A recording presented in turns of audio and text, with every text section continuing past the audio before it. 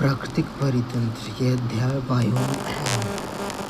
Biomass और पर्यावरण अनुक्रमण इकोलॉजिकल सक्सेशन की मूलभूत अवधारणाओं का अन्वेषण करता है, जो पृथ्वी के विभिन्न परितंत्रों इकोसिस्टम की संरचना एवं गतिशीलता को समझने हेतु महत्वपूर्ण है।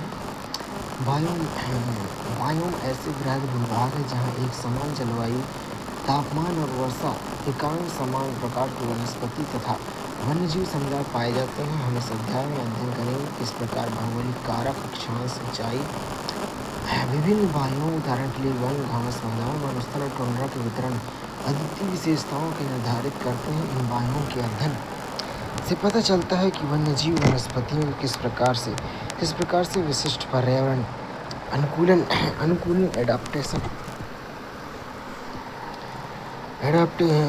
होते हैं। बायोम विशाल पारिस्थितिकी समुदाय। बायोम एक बड़े भौगोलिक क्षेत्र को कहते हैं जहाँ समान जलवायु, वनस्पति, जीव जंतु, पारिस्थितिकी तंत्र पाए जाते हैं। ये पृथ्वी पर विभिन्न प्रकार के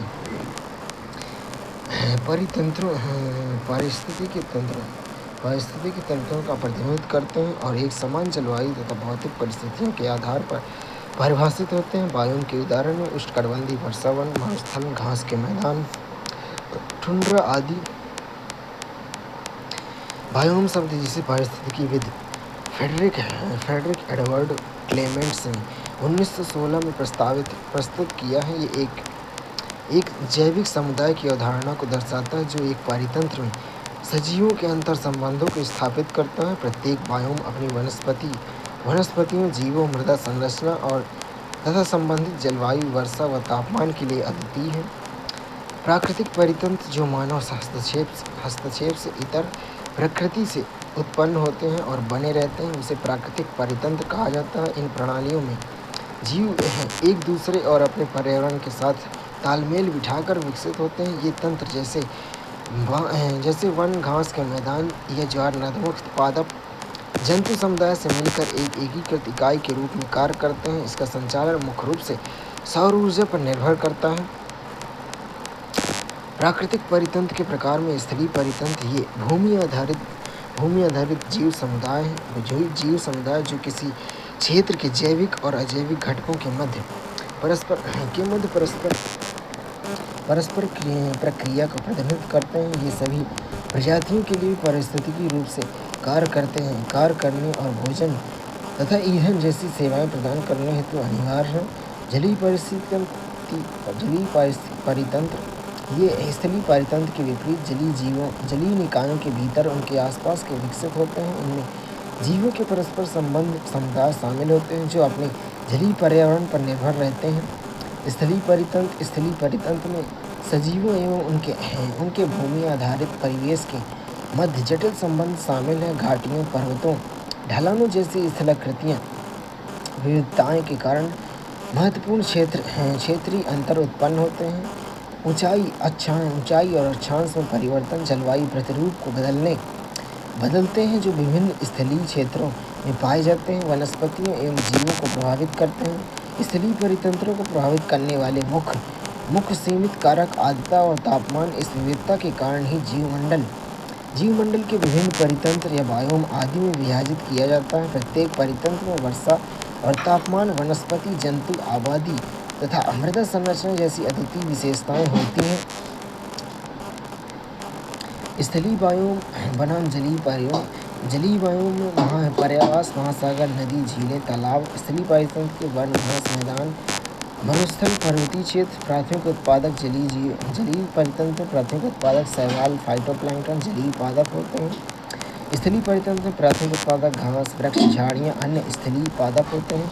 प्राथमिक उपभोक्ता जलीय परितंत्र में जूप्लैंक्टन, मछली, जलीय कीट, मोलस्का। स्थलीय परितंत्र में प्राथमिक उपभोक्ता शाकाहारी जीव, कीट, पक्षी, स्तनधारी सरीसृप होते हैं। और जलीय परितंत्र में ऑक्सीजन की उपलब्धता, जल में घुली ऑक्सीजन। स्थलीय परितंत्र में वायुमंडल में ऑक्सीजन अनुकूलन। जलीय परितंत्र में श्वसन के लिए गलफड़े और तैरने के लिए पंख होते हैं। स्थलीय परितंत्र में श्वसन के लिए फेफड़े और गति के लिए शारीरिक अंग होते हैं।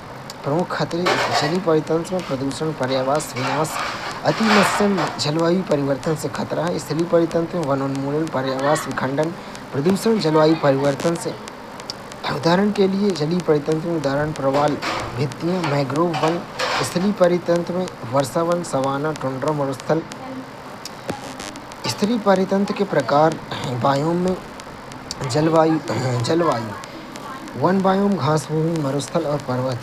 वन में विविध मौसम, अत्यधिक वर्षा, उष्णकटिबंधीय से उच्च, ऊपरी शंकुधारी से निम्न। वनस्पति में सघन वृक्ष, विविध प्रजातियां जैसे छत्र, कैनोपी की विभिन्न परतें। जैव विविधता में उच्च जैव विविधता, असंख्य पादपों और जंतुओं की प्रजातियां। मानवीय प्रभाव में लकड़ी, कृषि हेतु वनों की कटाई, वनों की विनाश। महत्व है वन ऑक्सीजन उत्पादन, जलवायु विनियमन, जैव विविधता संरक्षण में महत्व सहायता करते हैं। संयुक्त वन प्रबंधन, सरकारी प्रयास, संयुक्त वन प्रबंधन, JFM, राष्ट्रीय हरित Bharat mission, green India mission. घास भूमि के जलवायु समशीतोष्ण 4 मौसमी प्रणालियाँ। सवाना में आर्द्र शुष्क मौसम।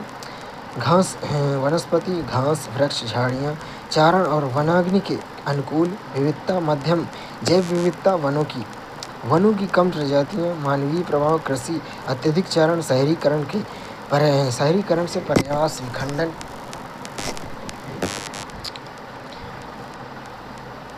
कृषि चारण के लिए आवश्यक है कार्बन अवशोषण, मृदा स्थिरता के लिए। सरकारी प्रयास में राष्ट्रीय सतत कृषि मिशन NMSA। मरुस्थल जलवायु उष्ण और शुष्क, निम्न वर्षा, दिन में उच्च तापमान और शीत रातें। वनस्पति में विरल शुष्क वनस्पतियों के अनुकूल, सरस पादप, मरुद्भिद। जैव विविधता में निम्न जैव विविधता, जीवन के लिए अनुकूल विशिष्ट वनस्पति जीव। मानवीय प्रभाव, कृषि हेतु जल का अत्यधिक दोहन, खनन और शहरी विकास। जल संरक्षण हेतु अनुकूलन शुष्क भूमि परितंत्र में अध्ययन के लिए मूल्यवान है। सरकारी प्रयास में एकीकृत मरुस्थल विकास कार्यक्रम IDDP। सतत जल प्रबंधन, पर्वत में जलवायु ऊंचाई के साथ तापमान में कम होता है। अल्पाइन, अर्ध या अर्ध अल्पाइन वनस्पति, ऊंचाई के अनुरूप विरल, शीत प्रतिरोधी पादप जैसे कैनिफर, अल्पाइन पुष्प। अधिक ऊंचाई पर कठोर जलवायु के लिए अनुकूलित विशेष प्रजातियां के साथ मध्यम जैव विविधता। पर्यटन, मानवीय प्रभाव, पर्यटन और संरचना विकास, मृदा अपरदन। महत्व में जैव विविधता का केंद्र विविध परितंत्रों का आश्रय देता है। सरकारी प्रयास में मिशन ग्रीन हिमालय पर्वत हिमालय परियोजना। प्रमुख स्थलीय बायोम का वर्गीकरण करें तो स्थलीय बायोम में वर्गीकरण में उष्णकटिबंधीय वर्षावन बायोम, समशीतोष्ण उष्णकटिबंधीय बायोम में उष्णकटिबंधीय समशीतोष्ण शीत क्षेत्र। उष्णकटिबंधीय में उष्णकटिबंधीय वर्षावन बायोम, उष्णकटिबंधीय पर्णपाती वन बायोम, मानसूनी जलवायु सवाना व उष्णकटिबंधीय आर्द्र शुष्क बायोम, उष्णकटिबंधीय पर्णपाती बायोम पूर्वी चीन, दक्षिण पूर्वी अमेरिका में। समशीतोष्ण पर्वतीय बायोम, शुष्क भूमध्यसागरीय जलवायु, समशीतोष्ण पर्णपाती बायोम, ब्रिटिश तुल्य जलवायु, समशीतोष्ण वर्षा बायोम और स्टेपी या समशीतोष्ण घास बायोम। शीत क्षेत्र में टैगा या बोरियल शंकुधारी बायोम, टुंड्रा बायोम, आर्कटिक और अल्पाइन में। मरुस्थलीय बायोम, उष्ण और शीत में। उष्णकटिबंधीय वर्षावन परितंत्र ये भूमध्य रेखा के चारों ओर विस्तृत हैं, जो पृथ्वी की सतह के लगभग 6 से 7% क्षेत्र में स्थित हैं। इनमें से विश्व की लगभग 50% प्रजातियां निवास करती हैं। इन्हें भूमध्य रेखीय सदाबहार वन भी कहा जाता है। उष्णकटिबंधीय वर्षावन की मृदा में पोषक तत्वों का अभाव होता है, जिसके कारण ये अगर काट दिए जाएं तो उष्णकटिबंधीय पर्णपाती वनों की तुलना में शीघ्र पुनर्योजित नहीं हो पाते हैं। भौगोलिक विस्तार में अमेजन दक्षिण अमेरिका में, कांगो मध्य अफ्रीका में, दक्षिण पूर्व एशिया में और इंडोनेशिया, मलेशिया, मेडागास्कर में। वनस्पति परतदार संरचना, विकसित होता हुआ छत कैनोपी, अधोतल वन तल सघन कैनोपी, प्रति हेक्टेयर 3000 से अधिक वृक्ष प्रजातियां, ऑर्किड, फर्न, लाइकेन, रबर के वृक्ष।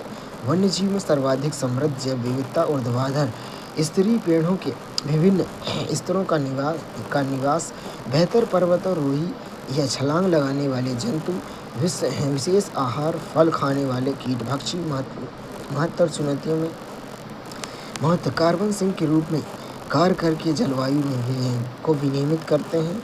चुनौतियाँ हैं वनों की कटाई, अवैध खनन और जलवायु परिवर्तन के कारण खतरा है। वर्तमान संदर्भ में अमेजन और कांगो नदी बेसिन में अवैध खनन, कृषि विस्तार के कारण अतिक्रमण और जैव विविधता की हानि की एक प्रमुख वैश्विक चिंता बनी हुई है।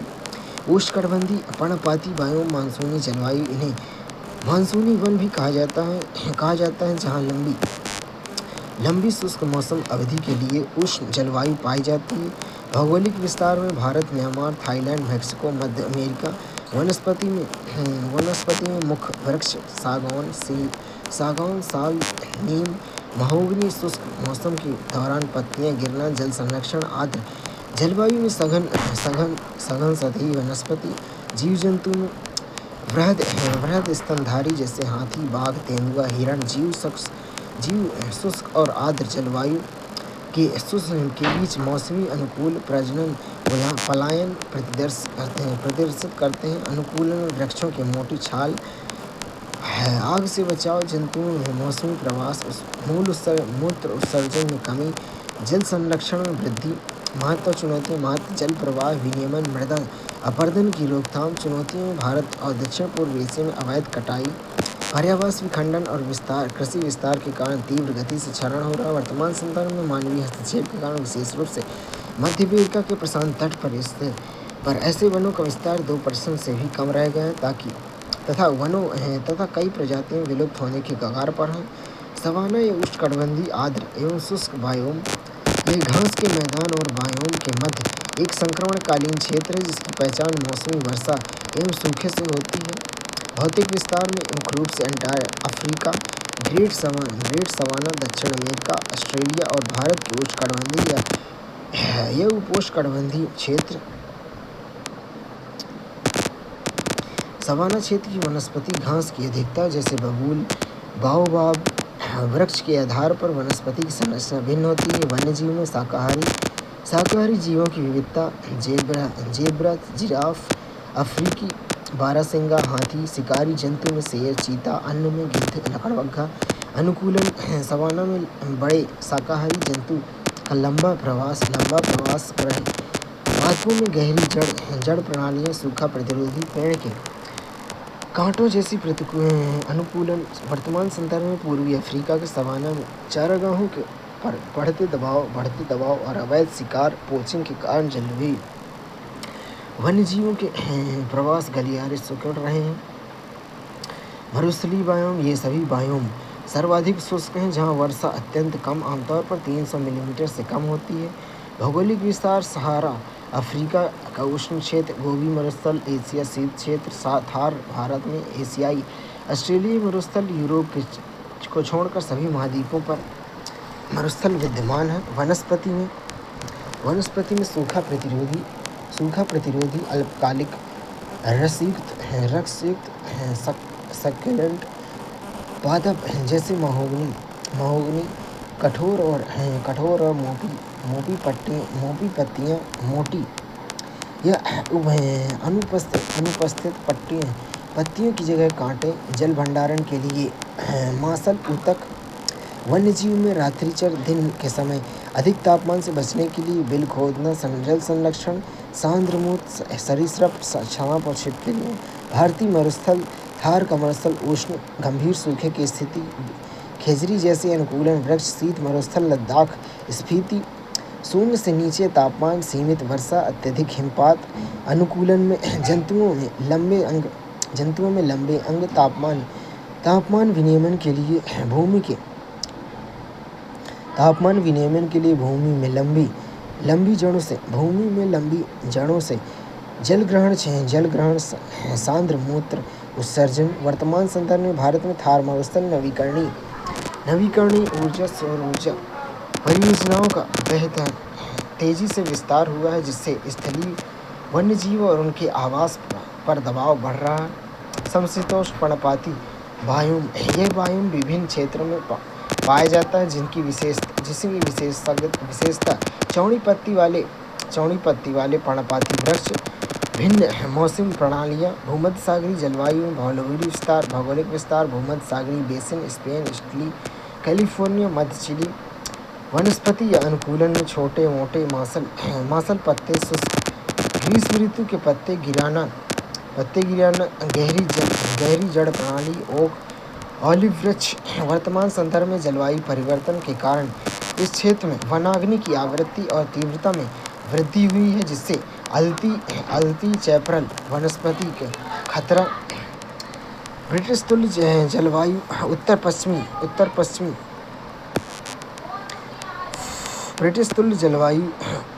उत्तर पश्चिमी यूरोप, यूके, फ्रांस, नीदरलैंड में ठंडी आर्द्र शीत ऋतु एवं हल्की ग्रीष्म ऋतु। चौड़ी पत्ती वाले पर्णपाती वृक्ष, ओक, ऐश, बीच। शीत निद्रा प्रवास करने वाले जंतु। मानव गतिविधियाँ, कृषि शहरीकरण के अत्यधिक प्रभावित है, जिससे प्राकृतिक वन क्षेत्र कम हो गए हैं। समशीतोष्ण वर्षावन वायुम, ये वैश्विक स्तर पर अपेक्षाकृत कम क्षेत्र में पाया जाता है, लेकिन उच्च उत्पादकता के लिए प्रसिद्ध। भौगोलिक विस्तार में उत्तरी अमेरिका का प्रशांत तट, कैलिफोर्निया में से अलास्का तट, चिली, न्यूजीलैंड, दक्षिण पूर्व ऑस्ट्रेलिया। वनस्पति में अति विशालकाय सदाबहार वृक्ष, रोजवुड, डगलस फर, सघन कैनोपी, प्रचुर मात्रा में अति पादप काई लाइकेन। अनुकूलन में अत्यधिक निम्न तापमान, मोटी फर या पंख, अत्यधिक शांतता, आर्द्रता, चौड़े पत्ते। जलीय अनुकूलन चुनौती में ऐतिहासिक रूप से लॉगिंग और अन्य जलवायु परिवर्तन से खतरा। टैगा या बोरियल वायोम, इसे बोरियल वन के रूप में भी जाना जाता है, जो विश्व का सबसे बड़ा स्थलीय वायोम है। पृथ्वी के कुल भूभाग का लगभग 17% है। भौगोलिक विस्तार में उत्तरी गोलार्ध 50 से 70 डिग्री सेल्सियस 50 से 70 डिग्री उत्तरी अक्षांश में टैगा वन पाए जाते हैं। ये वृक्षाकार कैनोपी कनाडा, अलास्का, साइबेरिया में। वनस्पति में शंकुधारी वृक्षों, स्प्रूस, चीड़, देवदार की अधिकतर नुकीली पत्तियां। परमाफ्रॉस्ट स्थायी रूप से जमी हुई मृदा का बड़ा भाग। वन्यजीव में मोटी फर या पंख, बड़े पंखे बर्फ पर चलने के लिए। मॉस, रेंडियर, लिंक्स, भालू। महत्वपूर्ण चुनौतियाँ विशाल कार्बन भंडारण के लिए उपयोगी हैं। चुनौतियाँ तेल या गैस निष्कर्षण और खनन के लिए खतरा है। वर्तमान संदर्भ जलवायु परिवर्तन के कारण परमाफ्रॉस्ट तेज गति से पिघल रहे हैं, थाउलिंग रहा है, जिससे संग्रहित कार्बन वातावरण को प्रभावित कर रहा है। टुंड्रा बायोम, ये अन्य जलीय तंत्रों में सर्वाधिक ठंडा है, जिसे शीत मरुस्थल कहा जाता है। आर्कटिक टुंड्रा उत्तरी ध्रुव के चारों ओर, टैगा के उत्तर में। विशेषता में अत्यधिक निम्न तापमान, कम वर्षा की मात्रा, परमाफ्रॉस्ट की उपस्थिति, काई, लाइकेन, घास जैसी निम्न वृद्धि वाली वनस्पतियाँ।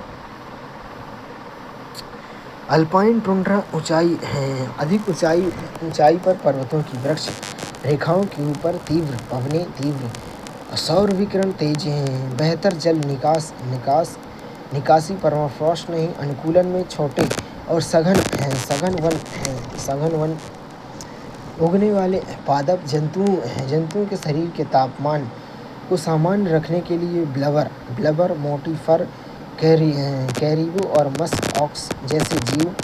वर्तमान संदर्भ में यह क्षेत्र ग्लोबल वार्मिंग के प्रति सर्वाधिक संवेदनशील है। आर्कटिक टुंड्रा में परमाफ्रॉस्ट पिघलने की दर वृद्धि से स्थलीय परितंत्र में अस्थिरता आ रही है तथा इसके वैश्विक जलवायु पर प्रभाव पड़ रहा है। विश्व के प्रमुख घास के मैदान, सवाना। भौगोलिक विस्तार अफ्रीका, पूर्वी या मध्य दक्षिण अमेरिका और ऑस्ट्रेलिया। विशेषता वनस्पति की उष्णकटिबंधीय आर्द्र शुष्क जलवायु, बिखरे हुए वृक्षों के साथ लंबी घास।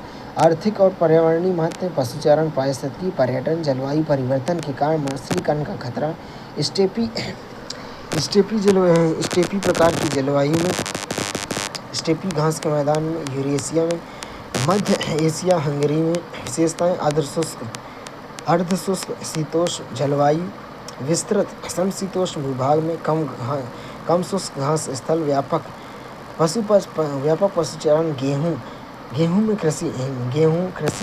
गेहूं की कृषि, अतिचारण से भूमि अतिक्रमण, निम्नीकरण की समस्या, पम्पास घास के मैदान, दक्षिण अमेरिका, अर्जेंटीना के यूरोग्वे में शीतोष्ण हल्की वर्षा, उपजाऊ वृक्ष विहीन मैदान।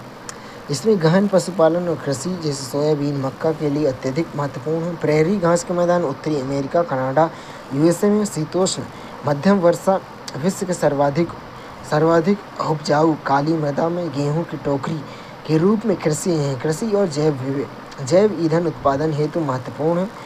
वेल्स घास के मैदान, दक्षिण अमेरिका में वर्षावन में परिवर्तनशीलता, विभिन्न घास प्रजातियां, पशुपालन, विविध खनिज संसाधनों, सोना, हीरा के लिए खनन गतिविधियां। डाउन्स घास के मैदान, ऑस्ट्रेलिया, न्यूजीलैंड में पर्वतीय भूदृश्य, हल्की मध्यम वर्षा, भेड़ और मवेशियों का चारण, कृषि पद्धतियाँ।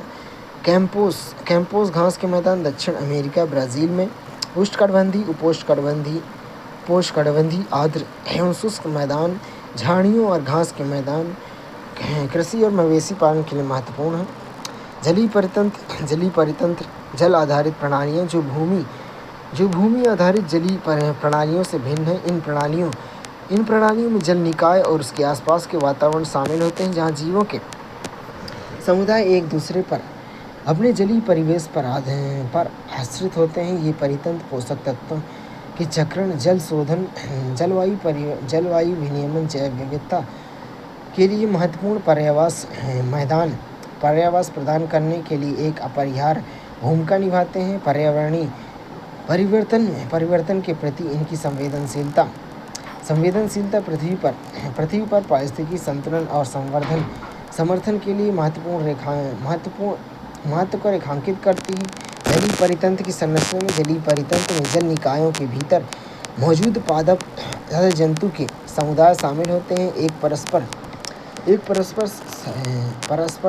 अंतर संबंध है जिसमें जीव नाइट्रोजन, फास्फोरस जैसे आवश्यक पोषक तत्वों तथा आश्रय के लिए जलीय परिवेश पर निर्भर होते हैं। उदाहरण के लिए तालाब, झीलें, नदियाँ, आर्द्रभूमि, बाढ़ के मैदान आदि। यह उल्लेखनीय है कि कुछ जल प्रणालियाँ अत्यंत प्रतिकूल परिस्थितियों में जीवन को बनाए रखती हैं, जैसे शैवाल कुछ कीट प्रजातियों के आश्रय देने के लिए थर्मल स्प्रिंग या अत्यधिक प्रदूषित जल में जीवाणुओं की बृहद आबादी। सैद्धांतिक रूप से जल की एक छोटी बूंदों भी एक जलीय परितंत्र हो सकती हैं यदि वह जीवों को आश्रय देने या उनका समर्थन करने में सक्षम हो। पृथ्वी की सतह के लगभग 71% भाग पर जल है, जबकि शेष 29% भाग पर महाद्वीप और द्वीप हैं। 97% जल क्षेत्र महासागरों, समुद्रों में है, जबकि 2.5% स्वच्छ जल के रूप में उपलब्ध है। पृथ्वी का लगभग 69% स्वच्छ जल ग्लेशियरों, हिमनदों से प्राप्त होता है, जबकि पृथ्वी पर स्वच्छ जल के लगभग 30% का स्रोत भूजल में है। स्वच्छ जल का शेष 1% खाड़ियों, नदियों, दलदल आदि से प्राप्त होता है। जलीय परितंत्र के प्रकार लवणता के आधार पर जलीय परितंत्र के 2 भागों में बांटा गया है। अलवणीय जल विशेषता, लवणता की मात्रा 5/1000 से कम। उदाहरण के लिए नदियाँ, झीलें, तालाब, आर्द्रभूमि, स्वयं मॉर्स अलवणीय जल और समुद्री जल का मिश्रण है। उदाहरण के लिए ज्वारनदमुख, मैंग्रोव, समुद्री उच्च लवणता 35/1000 से अधिक। महासागरों में जलीय पर्यावरण को प्रभावित करने वाले कारक में अजैविक कारक, ये भौतिक और रासायनिक कारक हैं जो जलीय पर्यावरण की आधारभूत संरचना तथा सीमा को स्थापित एवं निर्धारित करते हैं। तापमान, जल का तापमान जल घुली हुई ऑक्सीजन डिजॉल्व ऑक्सीजन DO के स्तर को सीधे प्रभावित करता है। उष्ण जल में DO की कमी ये जीवों के चयापचय दर, प्रजनन समय, समुद्री फेनोलॉजी और भौगोलिक वितरण को नियंत्रित करते हैं, जैसे उष्ण जल में जल से प्रवाल विरंजन, लवणता, जल में घुले नमक की सांद्रता पीपीटी में मापी जाती है। यह परासरण, संतुलन, ऑस्मोटिक बैलेंस को प्रभावित करता है, जिसके लिए जीवों को अनुकूलन करना पड़ता है। सूर्य का प्रकाश, जल की गहराई में प्रकाश की मात्रा, प्रकाश संश्लेषण की दर को निर्धारित करता है। अपक्षय और शैवाल प्रस्फुटन जल की पारदर्शिता को कम करके प्रकाश संश्लेषण की प्रक्रिया को बाधित कर सकते हैं। खुली हुई ऑक्सीजन जलीय श्वसन के लिए आवश्यक प्राथमिक उत्पादक प्लवक द्वारा उत्पादित है। डिजॉल्व ऑक्सीजन DO का निम्न स्तर हाइपोक्सिया या शून्य स्तर एनॉक्सिया समुद्री जीवन के लिए विनाशकारी हो सकता है। पोषक तत्व में नाइट्रेट और फास्फेट जैसे आवश्यक पोषक तत्व जो प्राथमिक उत्पादन को बढ़ावा देते हैं। पोषक तत्वों का अत्यधिक प्रवाह सुपोषण, हानिकारक शैवाल प्रस्फुटन, हार्मफुल एल्गल ब्लूम HAB को जन्म दे सकता है, जिससे DO के स्तर में कमी आती है। जैविक तथा मानव प्रेरित कारक में ये कारक जलीय खाद्य जाल और परितंत्र की व्यवस्था तथा वातावरण को प्रभावित करते हैं। उत्पादकता और खाद्य जाल में प्राथमिक पादप प्लवक और समुद्री घास की उपस्थिति या अनुपस्थिति पूरे खाद्य जाल की ऊर्जा व्यवस्था को निर्धारित करते हैं। अनुयासिता, यह प्रजाति का हास संपूर्ण परितंत्र के संतुलन को प्रभावित कर सकता है। मानव प्रेरित जल प्रदूषण में समुद्री प्रदूषण, प्लास्टिक, माइक्रोप्लास्टिक, तेल और औद्योगिक बहिस्राव जलीय जीवन को सीधे हानि पहुंचाते हैं। तटीय अपवाह, कृषि और शहरी क्षेत्रों से प्रदूषक जल निकायों में प्रवेश करते हैं। आक्रामक विदेशी प्रजातियों का प्रवेश जो भोजन या आवास के लिए प्रतिस्पर्धा करके या देशी प्रजातियों का शिकार करके स्थानीय जैव विविधता को बाधित कर सकती हैं, जैसे लैंटाना और जलकुंभी। पर्यावरण विनाश और विखंडन, जलीय विकास और संरचना निर्माण और मैंग्रोव या घास के मैदानों में विनाश के महत्वपूर्ण नर्सरी चारागाह क्षेत्र नष्ट हो जाते हैं।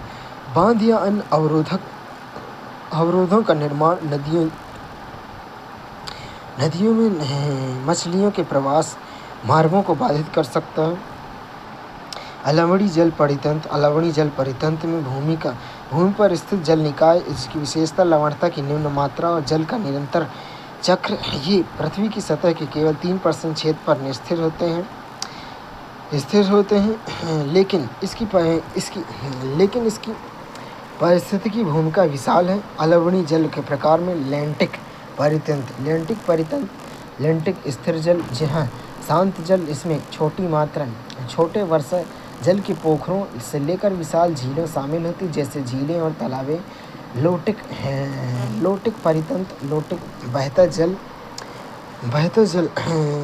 बहता जल तेजी से बहने वाले जल निकाय, जिसमें एक दिशात्मक गतिविधि जैसे नदियाँ, समुद्री धाराएं, रैप्सिड तेज बहाव और पूल। शांत जल अलावड़ी जल महत्व और संबंधित जोखिम में अलावड़ी जल में जैव विविधता हॉटस्पॉट। जैव विविधता वैश्विक ज्ञात प्रजातियों के 10% को आश्रय प्रदान करता है। सभी मत्स्य प्रजातियों के 41% से अधिक यहीं पाए जाते हैं। प्रमुख खतरे में जनसंख्या की हानि। WWF के अनुसार 1970 से 2014 के मध्य अलावड़ी जल कशेरुकीय प्रजातियों के 83% की कमी आई है। पेयजल स्रोत 3 अरब से अधिक आबादी पेयजल पर निर्भर है। अत्यधिक दोहन, जल प्रदूषण, प्रवाह परिवर्तन, पर्यावरण विनाश और विदेशज या आक्रामक प्रजातियों का आक्रमण। खाद्य सुरक्षा, अंतर्देशीय मत्स्य पालन विश्व स्तर पर 200 मिलियन से अधिक लोगों को 20% पशु प्रोटीन प्रदान करता है। जल संकट 2025 नवीनतम रिपोर्ट्स के अनुसार भारत में लगभग 600 मिलियन लोग गंभीर जल संकट का सामना कर रहे हैं। 70% जल संसाधन दूषित हो चुके हैं तथा मार्च 2025 के अंत तक 161 प्रमुख जलाशयों में जल स्तर उनकी क्षमता को उनकी क्षमता के 40% से कम हो जाता है। आजीविका वैश्विक स्तर पर 10 से कम में से एक रोजगार प्रत्यक्ष या अप्रत्यक्ष रूप से इन प्रणालियों पर निर्भर है। जलवायु परिवर्तन में समुद्र स्तर में वृद्धि, अनियमित मानसून, भूजल का अत्यधिक दोहन, 122 से 199 विनियमन बिलियन घन मीटर का ह्रास संकट में वृद्धि कर रहा है। भूजल पुनर्भरण वर्षा का जलभृतों के रूप में संचित होकर अलवणीय जल का महत्वपूर्ण स्रोत है। पृथ्वी ग्रह पर अधिकांश अलवणीय जल बर्फ छत्रप और हिमनद के रूप में रहता है। शेष अलवणीय जल सबसे अधिक भाग भूमिगत जल के रूप में रहता है। रासायनिक दबाव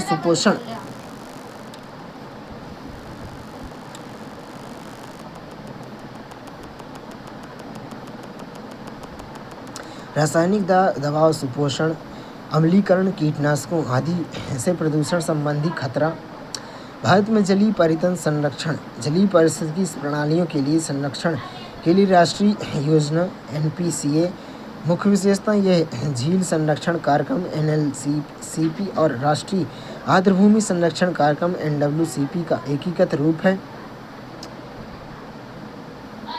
केंद्रीय बजट 2023-24 में के तहत आर्द्रभूमि और झील संरक्षण गतिविधियों के लिए लगभग 1500 करोड़ रुपए आवंटित किए गए। NPCA के अंतर्गत आर्द्रभूमि पुनरुद्धार कार्यक्रम को पहले चक्र के बाद देश में सभी जिलों में लगभग 1000 आर्द्रभूमियों तक बढ़ाया जा रहा है। जल जीवन मिशन JJM 2019 में आरंभ किया गया। इसका प्राथमिक लक्ष्य वर्ष 2024 तक हर घर जल प्रदान करना है। इसमें ग्राम स्तर पर जल की गुणवत्ता की निगरानी और स्थलीय जल स्रोतों का संरक्षण भी शामिल है। इसका उद्देश्य ग्रे वाटर प्रबंधन पर ध्यान केंद्रित करके जल की गुणवत्ता में वृद्धि करना है। जल शक्ति अभियान कैच द रेन 2025 यह वर्षा जल संचयन के बारे में जागरूकता विस्तार और उसे अपनाने को प्रोत्साहन करने पर केंद्रित है। 2025 की थीम जल संचय जन भागीदारी जन जागरूकता की ओर थी। इस अभियान के तहत जल जंगल जन एक प्राकृतिक बंधन अभियान का शुभारंभ किया गया, जिसका लक्ष्य नदियों, झरनों, जंगलों के बीच पारिस्थितिकी संचय को मजबूत करना है। नमामि गंगे कार्यक्रम गंगा और उसकी सहायक नदियों के प्रदूषण को कम करने पर केंद्रित है। जुलाई 2025 में केंद्रीय जल शक्ति मंत्रालय ने गंगा नदी और उसकी सहायक नदियों के पर्यावरणीय प्रवाह फ्लो को सुनिश्चित करने के लिए समन्वित प्रयासों पर बल दिया है। रामसर स्थल विस्तार भारत में रामसर कन्वेंशन के तहत अंतर्राष्ट्रीय महत्व के आर्द्रभूमि स्थलों की संख्या बढ़कर 94 नवंबर 2025 तक हो गई है। जलीय परितंत्र संबंधी वर्तमान चुनौतियों में विस्तृत योजना का अभाव, जल स्रोतों के प्रबंधन के लिए प्रायः पारिस्थितिकी, सामाजिक और आर्थिक पहलुओं का एकीकृत मूल्यांकन नहीं किया जाता है। अपर्याप्त वित्त में योजनाओं के सफल कार्यान्वयन के लिए वित्तीय संसाधनों का पर्याप्त आवंटन एक बड़ी बाधा है। अकुशल शासन, विभिन्न सरकारी संस्थाओं के मध्य समन्वय की कमी, ओवरलैपिंग अधिकार क्षेत्र और जटिल नौकरशाही प्रक्रियाएं प्रभावी कार्यान्वयन में बाधा डालती हैं। सुपोषण सुपोषण जिसे यूट्रिफिकेशन भी कहा जाता है, इस प्रक्रिया एक ऐसी प्रक्रिया है जिसमें सभी जलाशय जैसे झील, तालाब आदि में पोषक तत्वों विशेषकर नाइट्रेट और फास्फेट की अधिकता हो जाती है, जिससे शैवाल तथा अन्य पादपों की अत्यधिक वृद्धि होती है। इससे जल में घुलित ऑक्सीजन DO कम हो जाती है, जिससे जलीय जीवों की मृत्यु होने लगती है। यह प्रायः मानवीय गतिविधियों से प्रेरित होता है, जो जलीय परितंत्र में स्वास्थ्य के लिए एक गंभीर खतरा है। सुपोषण के कारण और प्रभाव में कृषि अपवाह, फास्फेट और नाइट्रेट उर्वरकों का अत्यधिक उपयोग। प्रभाव क्या है? परितंत्र परिवर्तन, झील या तालाब का दलदल में परिवर्तन, सतही जल की गहराई में कमी, CaFO नाइट्रोजन और फास्फोरस युक्त खाद्य का जल स्रोतों में निर्वहन, जैव विविधता की कमी, सूर्य के प्रकाश की कमी, से जलीय पादपों की मृत्यु के कारण ऑक्सीजन रहित वातावरण में अन्य जीवों की मृत्यु, सीवेज या औद्योगिक अपशिष्ट में अनुपचारित निर्वहन से पोषक तत्वों की उच्च सांद्रता, विषाक्त प्रभाव क्या है विषाक्तता। कुछ शैवाल उदाहरण के कुछ शैवाल द्वारा न्यूरोटॉक्सिन और हेपेटोटॉक्सिन का स्राव जो समुद्री भोजन के माध्यम से मनुष्यों को प्रभावित कर सकता है। पर्यावरणीय कारक में अत्यधिक तापमान, गर्म जल में ऑक्सीजन कम घुलनशील होता है। शैवाल प्रस्फुटन और अपघटक द्वारा वृद्धि प्रभाव, बीओडी में वृद्धि शैवाल अपघटन से कार्बनिक पदार्थों में वृद्धि होती है, जिससे बैक्टीरिया द्वारा ऑक्सीजन को अधिक खपत और हाइपोक्सिया की स्थिति उत्पन्न होती है। हानिकारक शैवाल प्रस्फुटन HAB शैवाल की तीव्र अनियंत्रित वृद्धि की घटना है जो विषाक्त पदार्थों के उत्पादन या अन्य यांत्रिक माध्यमों से जीवों पर प्रतिकूल प्रभाव डालती है। ये समुद्री और अलवणीय जल दोनों प्रणालियों में उत्पन्न हो सकते हैं, जिन्हें लाल ज्वार कहा जाता है। HAB के कारण समन संबंधी उपाय में सुपोषण जलमार्गों के पोषण तत्वों NP की अधिकता अतिवृद्धि को प्रेरित करती है। समन उपाय में अपशिष्ट जल उपचार निर्वहन से पूर्व पोषक तत्वों के हटाने के लिए तृतीयक सीवेज उपचार। तापमान में गर्म मौसम अर्थात अत्यधिक तापमान ग्रीष्म और शरद ऋतु HAB के लिए अनुकूल होता है। स्रोत नियंत्रण में उर्वरक के उपयोग से सटीक रूप से निर्धारित करने के लिए नाइट्रोजन परीक्षण, डिटर्जेंट में फास्फेट की कमी, वाहनों या विद्युत संयंत्रों में नाइट्रोजन उर्वरक की कमी, मैलापन, निलंबित कण जल में प्रकाश के प्रवेश को प्रभावित करता है। शैवाल या पोषक तत्व निष्कासन से मृत शैवालों को हटाना, अतिरिक्त फास्फोरस को हटाने के लिए फिटकरी, चूना जैसे रसायनों का प्रयोग। HAB के प्रभाव समुद्री जीवन की क्षति, विषाक्त पदार्थों या उत्पाद या समुद्री जीवों मछली सेलफिश के गलफड़ों को भौतिक रूप से बाधित करके या समुद्री जीवों मछली सेलफिश की हानि पहुंचाना। मानव स्वास्थ्य जोखिम दूषित समुद्री भोजन का सेवन करने पर तांत्रिक क्षति, लवणता, दस्त और आरसे अनमेसिक सेल्फिश विषाक्तता जैसी बीमारी का खतरा। पारिस्थितिकी तंत्र की क्षति, शैवाल प्रस्फुटन से प्रकाश की कमी, परिणामी ऑक्सीजन की कमी से खाद्य श्रृंखला बाधित होती है, प्रवाल भित्तियों की क्षति पहुंचाती है। आर्थिक हानि, मत्स्य पालन, जलीय कृषि में राजस्व कमी, साथ ही पेयजल उपचार लागत में वृद्धि होती है। लवणीय जल पारितंत्र वह क्षेत्र जहाँ अलवणीय जल और समुद्री जल का मिश्रण होता है, जिसके परिणामस्वरूप लवणता का स्तर 5 से 35 ppt हो जाता है के बीच होता है। ये अद्वितीय वातावरण अत्यधिक गतिशील और उत्पादक होते हैं, जो पृथ्वी का सर्वाधिक महत्वपूर्ण पारितंत्र में से एक है। लवणीय जल पारितंत्र के प्रकार में ज्वारनदमुख वह भौगोलिक विशेषता जहाँ एक नदी जलधारा समुद्र में मिलती है, जिससे जल का एक मिश्रण निर्मित होता है। लैगून जल का उथला विस्तार जो बलुकारोध, अवरोध, नदी या प्रवाल भित्तियों जैसी प्राकृतिक बाधाओं द्वारा खुले समुद्र में आंशिक रूप से पृथक होता है। लवणीय दलदल तटीय आर्द्रभूमि जो नियमित ज्वारी, बाढ़ और जल निकासी के अधीन होता है। अलवणीय वातावरण के अनुकूल घास और सेट्स जैसी वनस्पति उगती है। मैंग्रोव वन में उष्णकटिबंधीय, उपोष्णकटिबंधीय ज्वारीय क्षेत्रों में लवणता के अनुकूल वृक्षों तथा झाड़ियों के समुदाय। ज्वारनदमुख और लैगून पारितंत्र। ज्वारनदमुख वह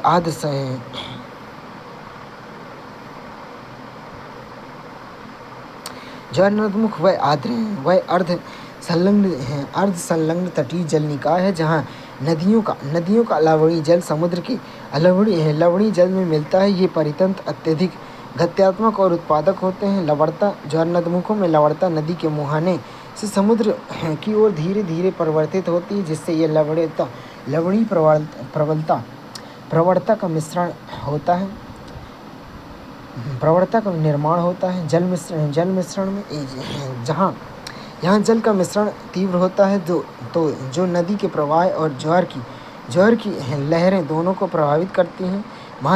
ये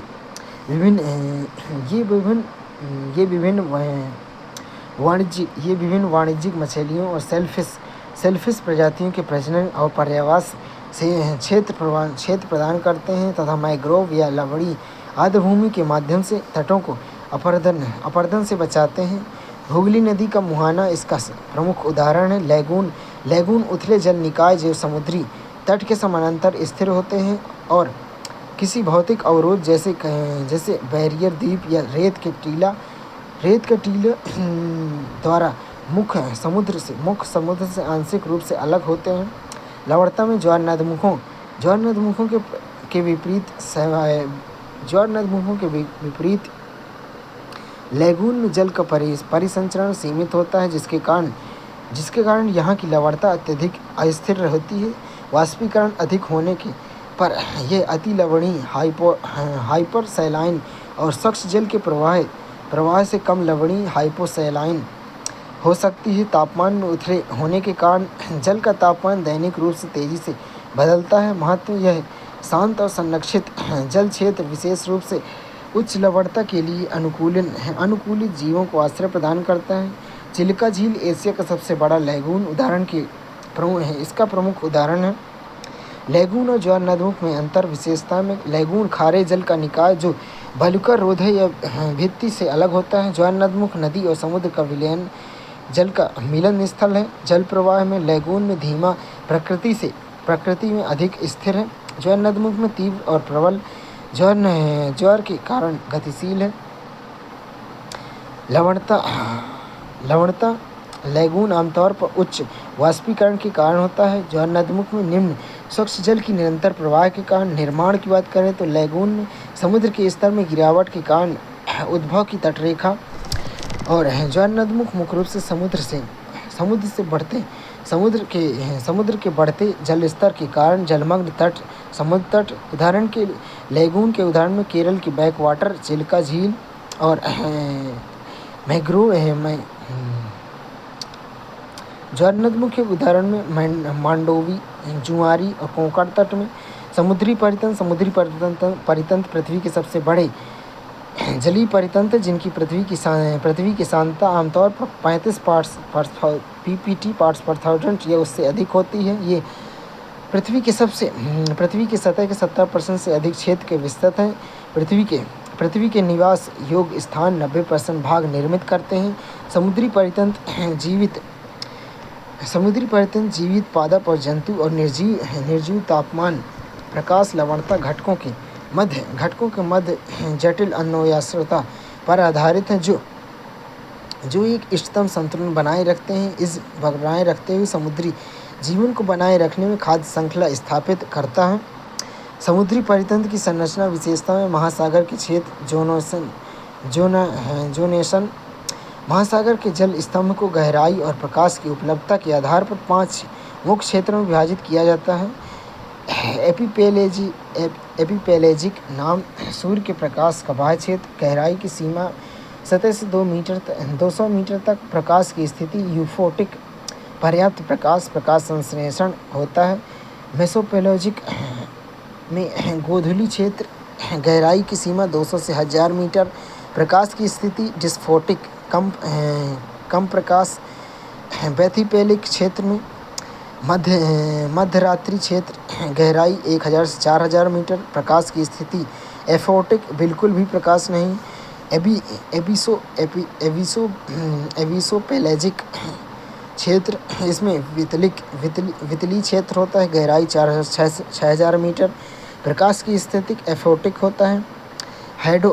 हैडोपेलेजिक क्षेत्र, इस नाम हैडल क्षेत्र, गहराई सीमा 6000 मीटर से अधिक या उससे अधिक गहराई। प्रकाश की स्थिति एफोटिक होती है। प्रमुख अजैविक और जैविक विशेषताओं में सूर्य प्रकाश संश्लेषण के लिए फोटोइक क्षेत्र महत्वपूर्ण है। औसत तापमान लगभग 30 डिग्री फ़ारेनहाइट अर्थात कम होता है, लेकिन भूमध्य रेखीय क्षेत्रों में यह गर्म और ध्रुवीय क्षेत्रों में ठंडा होता है। वनस्पति में पादप प्लवक, फाइटोप्लैंक्टन, केल्प, लाल शैवाल और मैंग्रोव शामिल होते हैं। ये ऑक्सीजन उत्पादन और कार्बन डाइऑक्साइड विनियमन हेतु महत्वपूर्ण है। वन्य जीव में सूक्ष्म समुद्री जीवों से लेकर ब्लू व्हेल तक जीवन की विशाल विविधता है। जलीय जीवों को इनके पर्यावास व्यवहार के आधार पर 5 मुख्य श्रेणियों में वर्गीकृत किया जाता है। न्यूस्टन जल की सतह पर या जल की सतह से नीचे जल की सतह पर रहते हैं। जूप्लांक्टन और समुद्री पक्षियों के लिए खाद्य स्रोत हैं। पेरिफाइक्टन जलमग्न सतहों से जुड़े होते हैं। शैवाल साइनोबैक्टीरिया कार्बनिक पदार्थ का मिश्रण ठोस या घुलित दूषित पदार्थ को हटाते हैं। प्लवक धाराओं द्वारा निष्क्रिय रूप से परिवहित होते हैं। तैरने में असमर्थ हैं। पादप प्लवक उत्पादक और जंतु प्लवक उपभोक्ता खाद्य जाल का आधार है। नेक्टन स्वतंत्र रूप से तैरने में सक्षम है, सक्रिय रूप से तैरते हैं। प्रचलित समुद्री धाराओं में अप्रभावित खाद्य जाल में उच्च पोषण स्तरों को जोड़ते हैं। बेंथोस जलीय निकायों के तल पर रहते हैं। तलछटों की सतह पर यह उपसमूह पर निवास करते हैं और अपरदन और पोषण तत्व चक्रण महत्वपूर्ण है। जलीय वनस्पति और समुद्री शैवाल जलीय पौधों के प्रकार में जलमग्न पादप पूरी तरह से जल में नीचे विकसित होते हैं। तलछट से जड़ें होती हैं। उदाहरण के लिए इलग्रास, कैनेडियन पॉन्ड बीड। उभरते हुए पादप में ताड़ तल से जुड़े जमाए हुए जल की सतह के ऊपर होते हैं। उदाहरण के लिए कैटेल बुलरुस। तैरते हुए पादप में जुड़े जल में लटकती या पूरी तरह से मुक्त रूप से तैरती। उदाहरण के लिए वाटर लिली जड़ें डकवीड मुक्त तैरना। सीमांत पादप में जल के किनारे पर नीली मिट्टी और जलमग्न दोनों में जीवित रहते हैं। उदाहरण के लिए पिकरेल वीड, एरोहेड। समुद्री घास सी ग्रास में समुद्री घास एकमात्र पुष्पयुक्त पादप एंजियोस्पर्म है जो पूरी तरह से जल के नीचे उथले रेतीले तटों में उगते हैं। कार की बात करें तो तरंग और धारा की ऊर्जा को कम करते हैं। अवसादों को छानकर जल की शुद्धता में वृद्धि जलीय जीवों के लिए महत्वपूर्ण नर्सरी क्षेत्र प्रदान करते हैं। वितरण में भारत में तमिलनाडु के दक्षिण पूर्वी तट और लक्षद्वीप लैगून। समुद्री खरपतवार बहुकोशिकीय शैवाल है, वास्तव में पादप नहीं है, जो अपने रंगों के आधार पर वर्गीकरण होते हैं, जैसे लाल शैवाल, भूरा शैवाल, हरा शैवाल। कार में प्राथमिक उत्पादक के रूप में खाद्य श्रृंखला का आधार निर्मित करते हैं। पोषक तत्व चक्रण में शामिल और कार्बन पृथक्करण में योगदान देते हैं। व्यावसायिक उपयोग में भोजन, नोरी, अगर एल्जीनेट, आयोडीन सहित अन्य औषधि अनुप्रयोग। समुद्री परितंत्र के समक्ष विद्यमान खतरे में मानव गतिविधियों के कारण समुद्री परितंत्र और विभिन्न खतरों का सामना करना पड़ता है। अतिमत्स्य और पर्यावरण क्षति, महासागरीय प्रदूषण, प्लास्टिक अपशिष्ट, महासागरीय अम्लीकरण, ऑक्सीजन, वायुमंडलीय CO2 के अवशोषण के कारण pH में कमी, महासागरीय तापन, प्रवाल विरंजन। अत्यधिक तापमान से प्रवाल विरंजन होते हैं, रोगों के प्रति संवेदनशील हो जाते हैं। प्रवाल वितरण में परिवर्तन, मत्स्य प्रजातियों शीत जल की ओर स्थानांतरित होते हैं जिससे मत्स्य पालन प्रभावित होता है। समुद्री धाराओं में परिवर्तन, AMOC Atlantic Atlantic meridional overturning circulation का कमज़ोर होना जो तापमान और वैश्विक जलवायु को गहराई से प्रभावित कर सकता है। समुद्र के स्तर में वृद्धि, तापीय विस्तार और बर्फ पिघलने के कारण जलीय कृषि और मत्स्य पालन में जलीय जीवों मछली, मोलस्क, क्रस्टेशियन की कृत्रिम खेती है जो मत्स्य पालन और मत्स्य रेंचिंग में विभाजित है। मत्स्य पालन नियंत्रित वातावरण, तालाब पिंजरे में मत्स्य उत्पादन या पालन।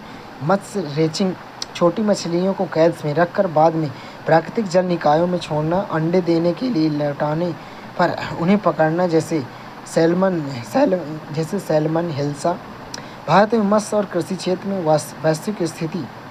भारत वैश्विक मत्स्य उत्पादन में तीसरा और जलीय कृषि उत्पादन में दूसरा सबसे बड़ा देश है। प्रमुखता अंतर्देशीय मत्स्य उत्पादन में प्रथम स्थान पर कुल मत्स्य उत्पादन में 68% जलीय कृषि से प्राप्त होता है। पश्चिमी तट का प्रभुत्व। भारत का 75% से अधिक मत्स्य कार्य पश्चिमी तट पर होता है। योगदान में कृषि जीवीय सकल मूल्यवर्धन में मत्स्य का पालन का क्षेत्र 6.72% योगदान है। आर्द्रभूमि, मैंग्रोव और प्रवाल भित्ति। आर्द्रभूमि मैंग्रोव और प्रवाल भित्तियाँ पृथ्वी पर सबसे महत्वपूर्ण उत्पादक परितंत्रों में से एक हैं। ये जल शोधन, तटीय सुरक्षा, जैव विविधता को बढ़ावा देने जैसी आवश्यक परितंत्र सेवाएं प्रदान करते हैं तथा वैश्विक संरक्षण प्रयासों के तत्काल आवश्यकता पर बल देते हैं। इन वातावरण में विभिन्न परितंत्रों के बीच इकोटोन का संक्रमण क्षेत्र पारिस्थितिक स्वास्थ्य अनुकूलन को बनाए रखने में केंद्रीय भूमिका निभाते हैं।